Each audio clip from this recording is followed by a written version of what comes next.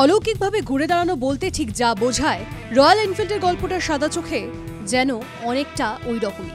তবে সত্যিই কি অলৌকিক, নাকি স্রেফ ব্যবসায়িক বুদ্ধির জোর? ঠিক কোন উপায়ে ঘুরে দাঁড়িয়েছিল রয়্যাল এনফিল্ড? 2000 সাল। একাধিক সমস্যায় সেই সময় জর্জরিত রয়্যাল এনফিল্ড। শুধু সমস্যায় জর্জরিত বললে হয়তো কমই বলা হবে। সেই সময় সংস্থাটি প্রায় বন্ধ হয়ে যাওয়ার জায়গায় গিয়ে পৌঁছেছিল।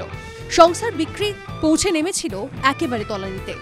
আর বাইক নিয়ে তো একাধিক অভিযোগ ছিলই, সেই সঙ্গে ছিল আদ্যিকালের প্রযুক্তি।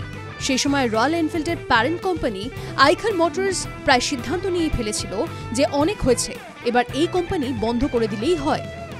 এমনই এক টালমাটাল সময় রয়্যাল এনফিল্ডের হাল ধরেন সিদ্ধার্থ লাল। আর হাল ধরেই তিনি বুঝেছিলেন এই ধরনের বাইকের বাজার কেমন হতে পারে। আর তারপরই তিনি নিলেন সাহসী ও নির্মম কয়েকটি সিদ্ধান্ত। প্রথমেই তিনি আইখারের 15টি ব্যবসার মধ্যে একাধিক লোকসানে চলা ব্যবসা বন্ধ করে দেন, রেখে দেন ট্রাকের ব্যবসা ও রয়্যাল এনফিল্ড। বলা যায় এই সিদ্ধান্তই যেন ছিল এনফিল্ডের নবজন্ম। রয়্যাল এনফিল্ডের ঠিক কোন কোন জায়গায় ভুল হচ্ছে তা জানতে তিনি সরাসরি এই এনফিল্ড রাইডারদের সঙ্গে কথা বলেন। তাদের কি সমস্যা হচ্ছে জানেন তিনি। গ্রাহকদের সঙ্গে আলোচনা করেন কিভাবে আরও ভালো করা যায়। তারপর গাড়ির একাধিক বিষয় বদলে ফেলেন তিনি।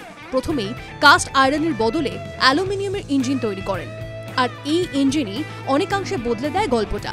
তারপর গাড়ির সার্ভিস সেন্টার ও শোরুমের ভোল বদলে ফেলার নির্দেশ দেন তিনি। এছাড়াও রাইডারদের সঙ্গে কথা বলে পাওয়া সব ফিডব্যাকই তিনি গাড়ির খুঁত ঠিক করতে কাজে লাগান।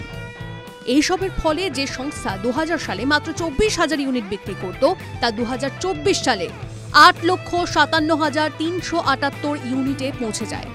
সিদ্ধার্থ লালের এই সিদ্ধান্তের ফলে আজ রয়্যাল এনফিল্ড শুধুমাত্র মোটরবাইক সংস্থাই নয়, বর্তমানে এটি একটি অ্যাডভেঞ্চার ও লাইফস্টাইল সিম্বল। আইখার মোটরসের লভ্যাংশের প্রায় 80% আসে রয়্যাল এনফিল্ড থেকে।